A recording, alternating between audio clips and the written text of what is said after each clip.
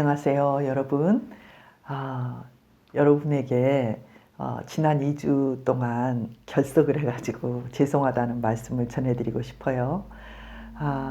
왜 빠졌나 제가 이렇게 스스로 생각을 해보니까 지금 10월이기도 하고 가을에 접어들면서 여러 이제 학기 특강들을 제가 하는 게 있거든요. 그래서 그런 게 바쁘기도 하고 또 저희 어머님이 오셔서 제가 한 일주일 가까이 좀 보살폈는데 그 일도 조금 어, 이렇게 시간을 좀 할애를 해야 됐고요.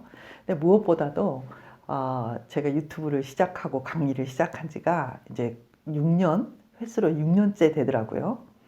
근데 이제 이렇게 제가 댓글을 보면서 때때로 힘을 얻기는 하지만 조금 뭐라 그럴까, 이제 내가 다 할 말을 한 건 아닌가?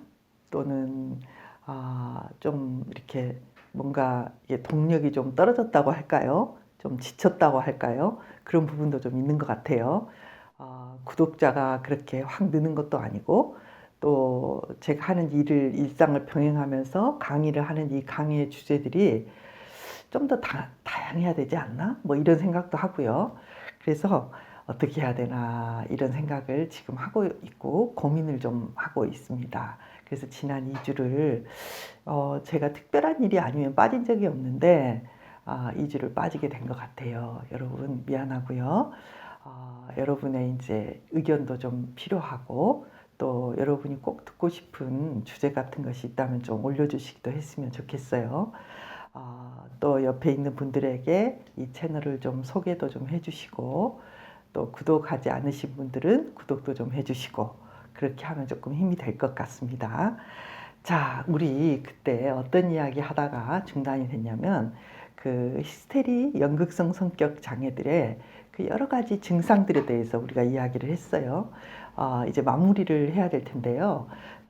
이런 이야기를 해보고 싶어요. 그렇다면 내가 히스테릭한 부분이 있는 사람이네. 내가 어쩌면 나라고 생각하는 사람이 내가 아닐 수도 있겠다. 나는 내가 굉장히 약하고 다른 사람에게 이렇게 지배당하고 어떻게 보면 다른 사람은 강하게 보이고 나는 약하게 보이고 또는 그 사람들이 나를 어떻게 생각하나에 굉장히 많이 신경을 쓰고 살아서 그게 뭔지를 잘 몰랐는데 나의 이런 부분들이 나의 히스테릭한 어떤 부분들을 반영하고 있구나 라고 생각을 한다면 그렇다면 나는 어떻게 해야 될까? 뭐 이런 것을 이 시간에 한번 생각을 해보려고 해요. 일단 이제 히스테릭한 사람들의 특징들을 지난 시간들에 이제 많이 이야기를 했지만은 이 사람들의 특징은 타인의 관심과 사랑을 통해서 자신의 어떤 것들을 이렇게 확인하고 자신의 감정이나 자신의 어떤 진실한 욕구에 초점을 맞추는 능력이 좀 떨어져 있다. 이렇게 볼 수 있거든요. 되게 이제 미묘한 게 뭐냐면은 실제로는 나의 욕구를 되게 원하지만 삶에서 자신이 무엇이 필요하고 내가 어떤 사람이고 내가 어떻게 해야 되는지에 초점을 딱 맞추기보다는 타인의 그 어떤 눈빛, 타인이 나를 어떻게 생각하고 있나, 타인의 어떤 저 사람이 나를 이걸 해줄 것인가 안 해줄 것인가, 저 사람이 나에게 관심이 있나 없나, 이런 것에 굉장히 초점화되어 있어요. 그래서 이제 강력한 누군가가 나의 이런 욕구, 나의 요구, 나의 필요를 채워줘야 된다는 그런 생각들이 많다고 했잖아요. 그러니까 이제 이런 느낌이 있는 거죠. 나는 못해. 그러니까 네가 해줘야지. 내가 이걸 어떻게 해? 이건 너가 해줘야 돼. 당신이 해줘야 돼. 아빠가 해줘야 돼. 오빠가 해줘야 돼. 뭐 이런 거거든요. 그래서 여러분이 이제 해야 되는 거는 뭐냐면은 명확하게 생각하는 것. 이 히스테릭한 사람들의 그 주의의 초점, 이게 뭐냐면 우리가 어디에 관심을 보이고 그 관심이 왜 그게 관심이 가는지 이런 맥락이라는 게 있잖아요. 그런데 이 히스테릭한 사람의 특징이 뭐냐면 이 맥락이 산만해요. 왜 그럴까요?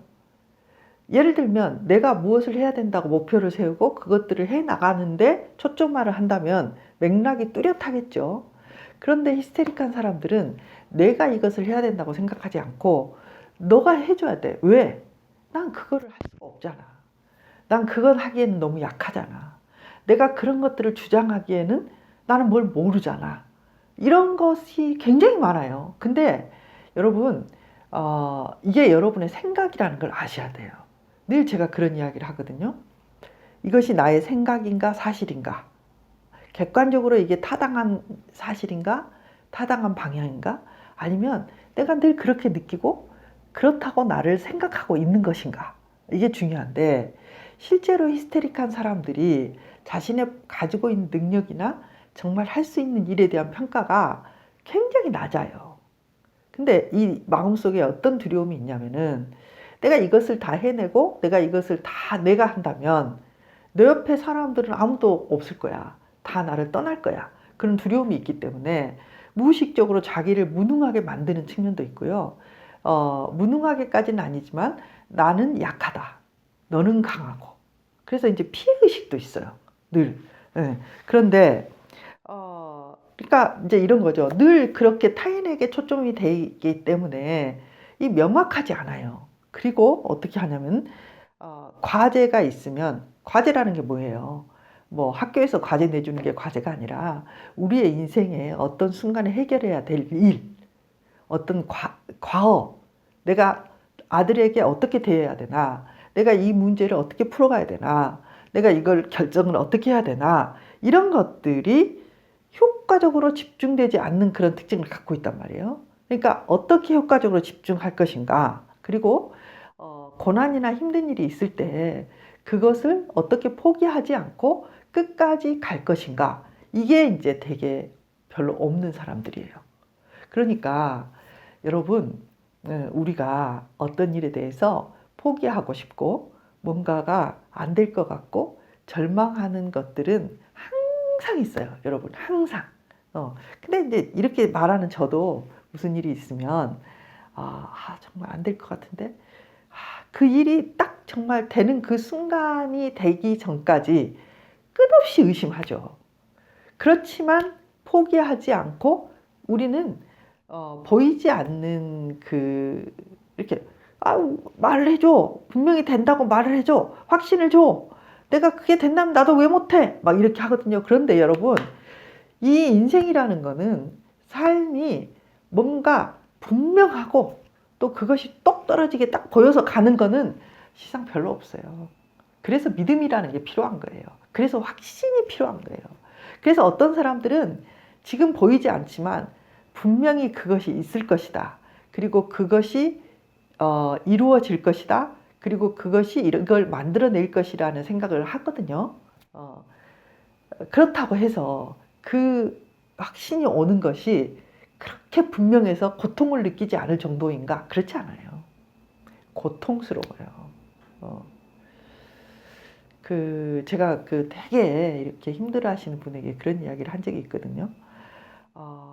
나도 인생에 몇 번을 굉장히 이 일은 안 될 것 같다. 도저히 이건 내가 모르겠다. 이건 정말 더 이상 하고 싶지가 않고, 이제 문제는 뭐냐면, 이게 이제 하고 싶고 안 하고 싶고를 떠나서 나는 못할 것 같은 그 무능감이 나를 탁 덮치잖아요. 그러면은 정말 포기하지 않고 걸어간다는 게 너무 힘들어요. 그런데 이 히스테릭한 사람들은 그런 느낌이 이렇게 확 덮쳐오잖아요. 포기하고 싶고 부족하다고 느껴지는 그 순간이 되면 너무나 이걸 다른 사람에게 의존하고 싶고 그 사람이 해줬으면 좋겠고, 심지어는 어떤 생각이 드냐면은 그 사람이 안 해주는 것이 너무나 화가 나는 거예요. 왜? 나는 못하는데, 응? 너무 내가 못하는 게 확실한데 왜 너는 그걸 안 해주는 거야? 그리고 그렇게 화를 내요. 히스테릭한 사람들이 화를 낼 때 그렇게 화를 내요. 그래서 이제 그런 것들이 여러분에게 이제 되게 필요하다. 조금 더 버티면서 모호하지만 유지하면서 끈질기게 그 길을 걸어가는 것. 제가 지금까지 살아보니까 그렇지 않은 여러분도 이 강의를 내가 히스테릭한 부분이 하나도 없다. 그런 분들도 이 강의를 들으시겠죠. 그런데 히스테릭한 사람들은 정말 여기에 더 초점을 맞춰야 돼요. 뭐냐면은 내가 이 길을 걸어가는데 보이지 않고 지금 딱 포기해버리고 싶고 안 된다고 하고 다른 사람에게 빨리 이거를 맡기고 그거를 좀 부탁하고 너가 좀 해줬으면 좋겠어 라는 것을 내가 해버리고 싶은 그 순간에 숨을 딱 쉬면서 조금만 더 버텨보자. 조금만 더 버텨보자. 뭐 이런 것들을 여러분들이 하셔야 된다는 거예요. 그리고 예를 들면 그 누구도 나를 보살펴주지 않을까봐 두려워서 자기를 더 무능화시키는 부분도 있거든요. 그래서 여기서 빠져나오기가 더 힘든 거예요. 그러나 그것들을 이제 노력하셔야 되고요. 그래서 나를 돌보는 일부터 시작해서 사소한 어떤 삶의 문제들을 내가 해결해 나가는 것들을 하셔야 돼요. 그러니까 이게 뭐냐면 히스테릭한 사람들이 여자들이 많거든요. 근데 이제 히스테릭한 여자분들이 몇몇 특징들이 있어요. 그게 뭐냐면은 예를 들면 수입과 지출을 잘 맞추는 것. 그러니까 지출을 적절하게 해서 내 수입과 균형을 맞추고 예산과 이렇게 수입과 지출의 균형을 이렇게 적기도 하고 그것들을 좀 꼼꼼하게 해서 관리하는 것. 이런 게 되게 힘들어요. 또 어떤 히스테리는요. 제가 이렇게 그분이 되게 유능한 그 요리사인데 집에서는 절대로 설거지도 하기 싫고 너무나 음식도 하기 싫고 뭔가 사소한 일을 너무나 하기 싫어하는 거예요. 그래서 이제 자기는 왜 그러는지 모르겠다. 그런 이야기를 들은 것도 있거든요. 마치 내가 이런 찌질한 일을 청소하고 뭐 걸레 빨고 먼지 닦고 구석에 있는 더러운 거 이렇게 씻고 그런 것들이 내 정체성을 해치는 것처럼 느껴지고 내가 너무 찌질한 인간이 되는 것처럼 느껴지기도 하고 왜 그렇게 그게 하기 싫은지 모르겠다. 그런 이야기도 들었거든요. 무슨 말이냐면은 뭔가를 우리가 삶을 살아가는데 조그만 일들을 하나씩 배워 나가잖아요. 그런데 그게 이 히스테릭한 사람들에게 좀 멋지고 더 뭐 자기를 더 드러내고 인기를 얻고 이런 일이 아닌 되게 사소하고 규칙적으로 학습해야 되고 배워야 되고 이렇게 뭔가 몰두해서 하나씩 처리해야 되는 일들이 되게 힘들어요. 그런데 히스테릭한 사람들이 그런 것들을 하나씩 꼼꼼히 조금씩 해나가는 것들을 배워야지만 내가 누군가에게 의존하는 삶이 아니라 내 인생을 내가 걸어가는 느낌을 가지고 살아가게 된단 말이죠. 자, 여러분 어떤가요? 오늘은 히스테릭한 사람들이 타인에게 뭔가를 의존하고 타인을 통해서 자기의 삶을 살아가야만 한다는 되게 무능감과 유약함과 그런 어떤 것들이 여러분을 이렇게 꼭 누르고 있기 때문에 거기서 벗어나는 굉장히 중요한 몇 가지를 여러분께 이야기를 해봤어요. 단지 히스테릭한 특징이 강력하게 나타나지 않는 일반 여자분들에게도 이런 부분들이 저는 있다고 생각하거든요. 여러분 어떠신가요?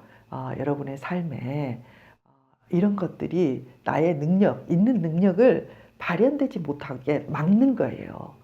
능력이 없는 게 아니라 이 히스테릭한 성격 자체가 내가 본질적으로 가지고 있는 능력을 제한하고 막는 것들을 여러분 조금 발견하시고 그 부분들을 조금 더 개선하려고 노력하신다면 여러분의 어떤 성격의 균형들이 더 맞춰지고 더 모든 일들에 예속되지 않는 그런 좋은 것들을 가질 수 있을 거예요.